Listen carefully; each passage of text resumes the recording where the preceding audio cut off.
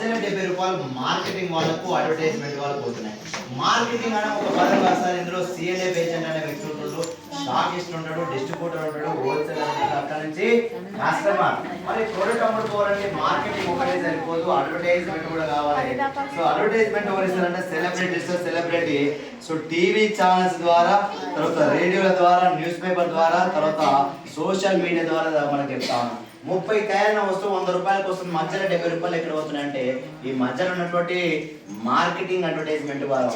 మరి marketing advertisement వాళ్ళు ఈ ప్రోడక్ట్ ఏమన్నా వాడతారంటే వాడట్లేదు. మరి వాడకుండా ఎంత తింటారు అంటే 100 రూపాయలలో 70 రూపాయలు తింటారు. ఎంత తింటారు సార్? 100 రూపాయలలో 70 తింటారు. 100 కోట్ల 70 కోట్లు, 1000 కోట్ల 700 కోట్లు, 10,000 కోట్ల 7,000 కోట్లు, 1,00,000 కోట్ల 70,000 కోట్లు ఎవరు తింటారు అంటే ఈ మార్కెటింగ్ వాళ్ళు, అడ్వర్టైజ్మెంట్ వాళ్ళు. మరి ఈ మార్కెటింగ్ అడ్వర్టైజ్మెంట్ వాళ్ళకు 1000 కోట్లు ఎందుకు ఇవ్వాలి, వాడనోళ్ళకి ఎందుకు ఇవ్వాలి, ధనవంతులకు ఎందుకు ఇవ్వాలి, సెలబ్రిటీలకు ఎందుకు ఇవ్వాలనే ఆలోచన వచ్చింది గౌతమ్ బాలి సార్కి. ఎవరు సార్? ఈ వ్యక్తికి వచ్చిన ఆలోచన. మరి వాడనోళ్ళకి ఇవ్వడం కంటే వాడినోళ్ళకి ఇస్తే బాగుంటుందా? బాగుంటుందా? ధనవంతులకు ఇచ్చే కంటే పేదలకు ఇస్తే, సెలబ్రిటీలకు ఇచ్చే కంటే పేదలకు ఇస్తే బాగుంటుందా?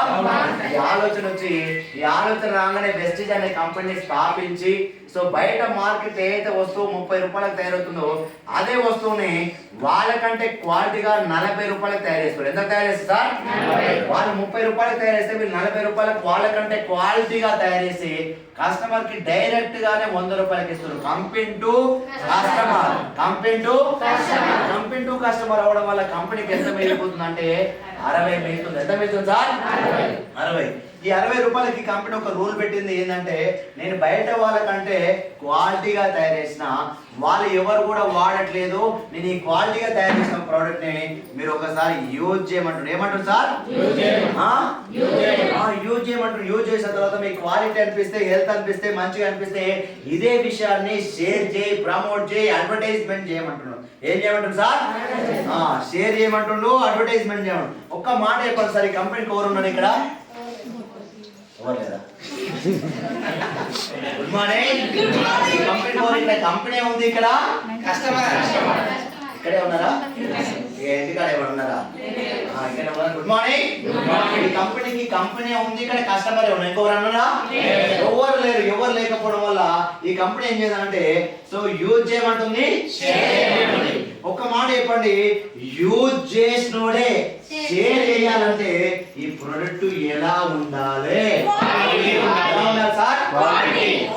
ఈ కంపెనీకి ఉన్నది ఓన్లీ ఏకైక సోర్స్ కస్టమర్ మాత్రమే ఉన్నాడు. కస్టమర్ ఒకడే ఉన్నాడా లేదా? మరి కస్టమర్ ఒకడే యూజ్ చేసుకుంటే షేర్ చేయాలంటే 100% క్వాలిటీ ఉండాలి. మరి క్వాలిటీ ఉంది కాబట్టి కంపెనీ ఏం చేసిందంటే ప్రోడక్ట్ మీద రిటర్న్ పాలసీ రాసింది. ఎస్ఆర్నో? మరి ప్రోడక్ట్ మీకు ఎక్కడైనా రిటర్న్ పాలసీ ఉందా? ఇక్కడ ఎందుకు ఉందంటే క్వాలిటీ ఉంది కాబట్టి. ఎస్ఆర్నో? ఒక మాట చెప్పండి, యూజ్ చేసుకుంటే షేర్ చేయాలంటే ప్రోడక్ట్ ఎలా ఉండాలి? ఎలా ఉండాలి సార్? ఒక్క మాట చెప్పండి, కంపెనీ 20 ఏళ్ళ నుంచి ఈ కంపెనీకి ఉన్నది ఓన్లీ కస్టమరే, అవునా కదా? ఓన్లీ కస్టమర్ ద్వారా కంపెనీ 20 ఏళ్ళ నుంచి నడుస్తుంది. 25 కోట్ల మంది వాడుతున్నారు, 9 దేశాల వాళ్ళు వాడుతున్నారంటే సో కంపెనీ కాన్సంట్రేషన్ ఎక్కడ ఉందంటే క్వాలిటీ మీద. ఓన్లీ కస్టమర్ ద్వారానే కంపెనీ 9 దేశాలకు వెళ్ళిపోయింది. 20 ఏళ్ళ నుంచి నడుస్తుంది, 25 కోట్ల మంది ప్రోడక్ట్ వాడుతా ఉన్నారంటే కంపెనీ కాన్సంట్రేషన్ ఎక్కడ? క్వాలిటీ ఉంది కాబట్టి కంపెనీ రిటర్న్ పాలసీ రాసింది. ఎక్కడ కూడా రాయలేదు. ఎందుకు రాశారంటే క్వాలిటీ ఉంది, రిటర్న్ రాదనే నమ్మకంతో రిటర్న్ పాలసీ రాయడం జరిగింది. ఎస్ఆర్నో? ఇదే క్వాలిటీ బయట ఉన్నటువంటి ప్రోడక్ట్ అలా ఉంటే వాళ్ళు కూడా రిటర్న్ పాలసీ రాయాలి. రాసే పరిస్థితి ఉందా? ఎందుకు లేదు? ఇక్కడ ఎందుకు ఉందని ఒకసారి ఆలోచిస్తే ఇక్కడ క్వాలిటీ ఉండడం వల్ల రిటర్న్ పాలసీ. మరి ఈ కంపెనీ ఏం చేసిందంటే వాళ్ళకంటే క్వాలిటీగా తయారు చేసిన దాన్ని యూజ్ చేయమంటుంది. యూజ్ చేయడం వల్ల మీకు ఏదైతే క్వాలిటీ అనిపిస్తుందో, హెల్త్ అనిపిస్తుందో, మంచిగా అనిపిస్తుందో అదే విషయాన్ని షేర్ చేయమంటుంది.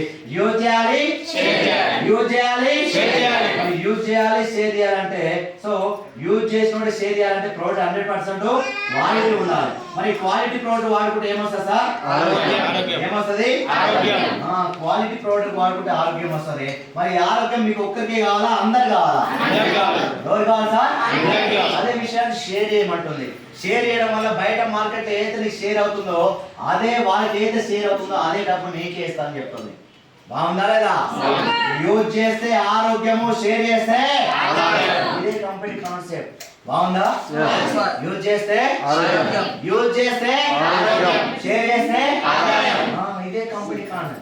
సో ఎవరికైతే ఈ మార్కెటింగ్ అడ్వర్టైజ్మెంట్ కి ఇచ్చే డబ్బు మీకే ఇస్తా, వాడనోళ్ళకి ఇచ్చే డబ్బు మీకే ఇస్తా, ధనవంతులకు ఇచ్చే డబ్బు మీకే ఇస్తా, సెలబ్రిటీలకు ఇచ్చే డబ్బు మీకే ఇస్తా అని చెప్తుంది. ఎంత అద్భుతమైనటువంటి ప్లాన్ ఒకసారి అర్థం చేయండి, ఎంత అద్భుతమైనటువంటి ఆలోచన ఒకసారి అర్థం చేసుకోండి. ఒక సెలబ్రిటీకి ఇచ్చే డబ్బు మీకు ఇచ్చి మిమ్మల్ని సెలబ్రిటీని చేస్తా, ఒక ధనవంతులకు ఇచ్చే డబ్బు మీకు ఇచ్చి మిమ్మల్ని ధనవంతులు చేస్తా, ఒక వాడినోడికి ఇచ్చేది మీకు ఇచ్చి మిమ్మల్ని వాడినోడికి ఇస్తాను కంపెనీ మన దగ్గరకు వస్తే మనం ఏమంటున్నాం అంటే మస్తుగా చూసినామంటున్నాం. ఏమంటారు సార్? సెలబ్రిటీ. నిజంగా మనం సెలబ్రిటీ అయ్యే అవకాశం ఎక్కడ ఉందా? లేదు. ధనవంతులు అయ్యే సెలబ్రిటీ. ఈరోజు ఆర్టీసీ కండక్టర్ గా మా ఫ్రెండ్ ఆర్టీసీ కండక్టర్ గా 11 సంవత్సరాలు పనిచేస్తే 32,000 జీతం. ఎంత సార్? మరి వెస్టర్కి వచ్చి 4 సంవత్సరాలు అవుతుంది. నెలకి ఈరోజు 12 లక్షల పైన ఇన్కమ్ తీసుకుంటా ఉన్నాడు. మరి పేదోడు ధనవంతుడు అయినా కాలేదా? పేదోడు సెలబ్రిటీ అయినా? మరి ఇంకేదో కంపెనీ పెట్టిన ఆలోచన ఏంది? కంపెనీ ప్రకారం ఏమవుతుందో ఒకసారి చూడండి.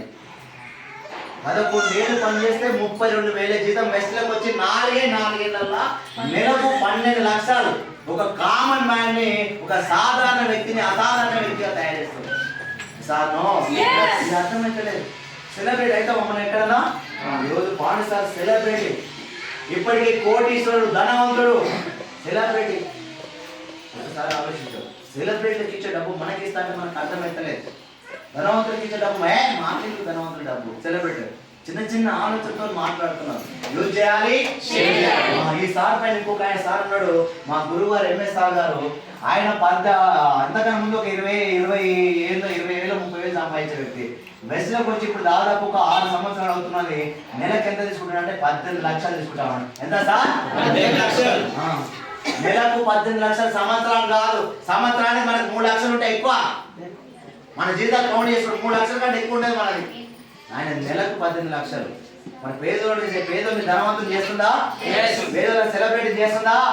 మరి ఇది కంపెనీ కాన్సెప్ట్. అది ఈ సార్ పైన ఇంకొక సార్ ఉన్నాడు, సుబ్బయ్య శెట్టి. ఏం పేరు సార్? సుబ్బయ్య శెట్టి.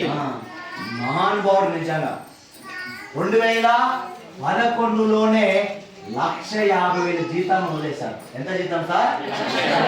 చిన్నదా పెద్దదా? 1,50,000. ఎప్పుడు? 2011లోనే 1,50,000 జీతం. ఇప్పుడే చాలా పెద్దది అది సార్. మరి అంత పెద్ద జాబు ఉన్నప్పుడే ఆయన వదిలేస్తాడు. అప్పటికి కంపెనీ ద్వారా ఆయనకు 1,50,000 జీతం వస్తుంది. కంపెనీ ద్వారా కార్ ఉంది, హౌస్ ఉంది, పిల్లలకు మంచి ఎడ్యుకేషన్ ఉంది, 5 స్టార్ హోటల్ అకామిడేషన్, ఫ్లైట్ల జర్నీ అన్నీ ఉన్నాయి. అలాంటి వ్యక్తి వెస్ట్లోకి ఎందుకు వచ్చినట్టే ఈ జాబ్ ఉన్నప్పుడు ఇవన్నీ దొరుకుతున్నాయి. ఈ జాబ్ నుంచి ఊడవీకేస్తే తీసేస్తే సో నా 1,50,000 జీతం ఏంది, కార్ ఏంది, హౌస్ ఏంది, ఫారిన్ ట్రిప్లు ఏంది, 5 స్టార్ హోటల్ అకామిడేషన్, పిల్లలకు ఇంటర్నెట్ స్కూల్ ఏందని ఒకసారి ఆలోచన చేసింది. ఆ ఆలోచన ఫలితమే బెస్ట్గా ఈ రోజు వచ్చే నెలకు 46 లక్షల పైన తీసుకుంటా ఉన్నాడు. ఎంత సార్? ఒకసారి సపోర్ట్ కొట్టవచ్చు.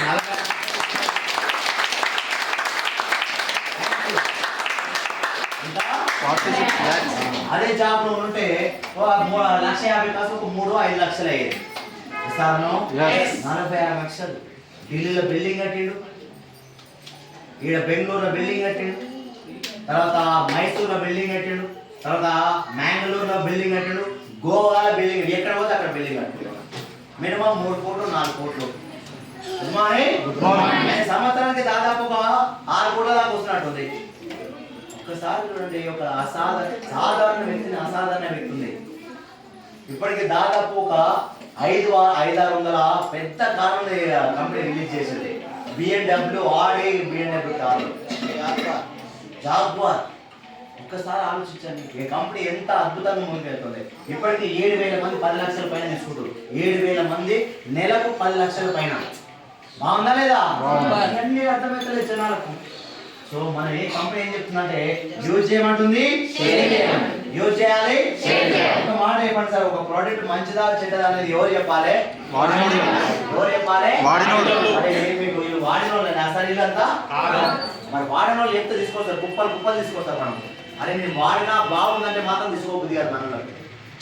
సార్ వాడనోళ్ళు సార్ ఇలా ఎవరు కూడా వాడరు. ఏ టీవీలలో చూపించడం, ఏ రేడియోలలో చూపించడం ఎవరు కూడా వాడరు. వాడుకున్నా మీకు మార్కెటింగ్ అడ్వర్టైజ్మెంట్ చేసి సో డబ్బులు తింటా ఉన్నాం. మేము వాడి చెప్తున్నాం.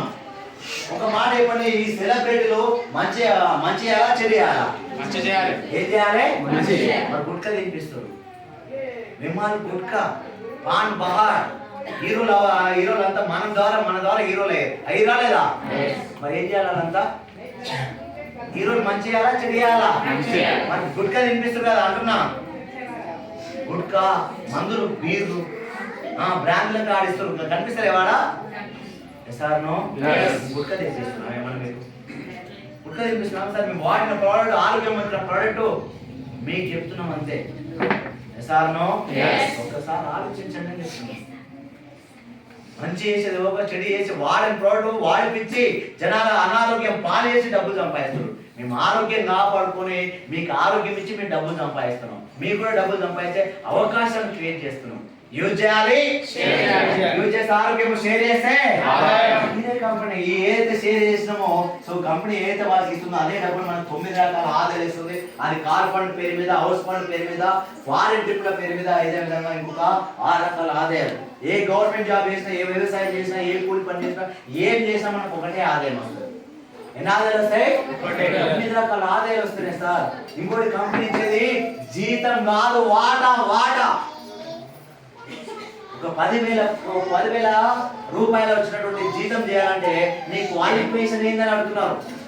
నీ సర్టిఫికేట్ ఏంది, నీ ఎక్స్పీరియన్స్ ఏంది, నీ టాలెంట్ ఏంది, నీకే ఎందుకు ఇవ్వాలి జాబ్ అని అడుగుతున్నారు. అడుగుతురా లేదా? 10,000 జీతానికి నీ క్వాలిఫికేషన్, ఎడ్యుకేషన్ అన్ని అడుగుతుంటే 5,000 కోట్ల కంపెనీ మీకు వాటా ఇస్తుంది. మీ క్వాలిఫికేషన్ అడగట్లే, మీ స్కిల్ అడగట్లే, మీ టాలెంట్ అడగట్లే, మీ ఎక్స్పీరియన్స్ అడగట్లే, మీ నాలెడ్జ్ ఏది అడగట్లే, సంపాదించుకున్నా అంటాడు.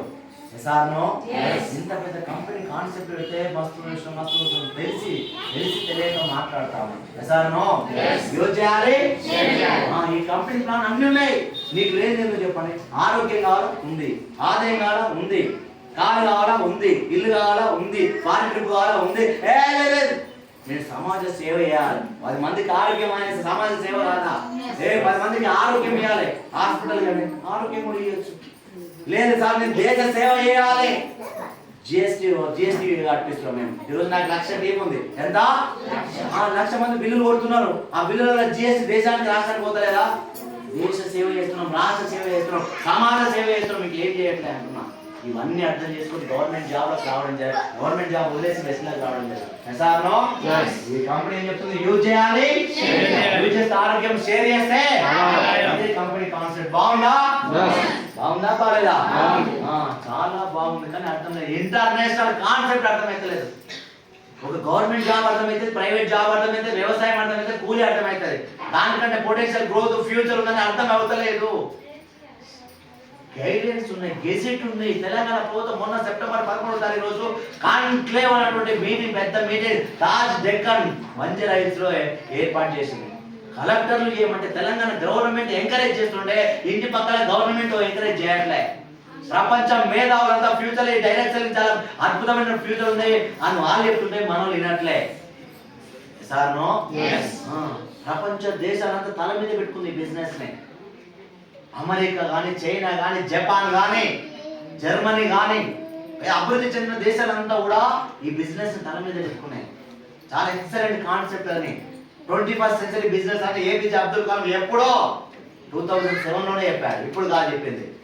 కానీ ఇంటి పక్కల మేధావులు ఒప్పుకోరు, ఇంటి పక్కల కలెక్టర్ ఒప్పుకోవట్లేదు. మన ఇంటి పక్కల కలెక్టర్ యూజ్ చేయాలి. ఇదే సింపుల్ కాన్సెప్ట్. సో చాలా మంది షేర్ చేయాలనే సో ఎందుకో చాలా ఇబ్బందిగా ఫీల్ అవుతుంది. నాకు చాలా బాధ అనిపిస్తుంది. నేను షేర్ చేయాలా, నేను షేర్ చేయాలా. నేను ఏవైతే షేర్ చేస్తే వాళ్ళు వాడని ప్రోడక్ట్ షేర్ చేస్తున్నారు, అనారోగ్యం పాలు చేసి షేర్ చేస్తున్నారు. నువ్వు ఆరోగ్యం వచ్చిన ప్రోడక్ట్ షేర్ చేయడానికి ప్రాబ్లం ఉందని అడుగుతున్నాను. నువ్వు షేర్ చేసేది నేను షేర్ చేసేది ఉంది. 100,000 కోట్లున్నా మహేష్ బాబు షేర్ చేస్తాను సంతూర్ సోప్ గురించి. చెప్తాడే సంతూర్ సోప్ చెప్తాడా, ప్యారగాడు చెప్పులు చెప్తాడా, డియోడరెంట్ చెప్తాడా, పాన్ బహార్ అన్నటువంటి గుట్కా గురించి చెప్పట్లేదా? 100,000 కోట్లు ఉన్న వ్యక్తులే చెప్తా ఉన్నాడు. నవరత్నాయలు కూల్ అని జూనియర్ ఎన్టీఆర్ కూడా చెప్తున్నాడు. ముసలోడు రేపు మామూలు ముసలోడు మాజా దాగు మ్యాగీ నూడిల్స్ తిని అంటున్నాడు.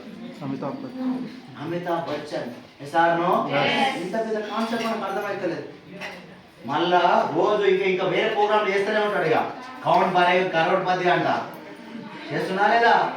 మనం కౌంట్ బనే కరోడ్పతి చేస్తారే, సినిమాలు తీస్తారే, యాడ్స్ ఇస్తారే, వందల వేల కోట్ల.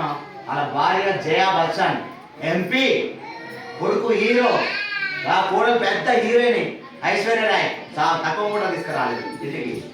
సార్ నో ఇన్ని వేల కోట్లు షేర్ చేస్తున్నాం సార్. వాడిన ప్రోడక్ట్స్ జనాలు అనారోగ్యం పాలేసి షేర్ చేస్తున్నాం. మనం షేర్ చేయడానికి ప్రాబ్లం ఉంది. నేను షేర్ చేయాలా?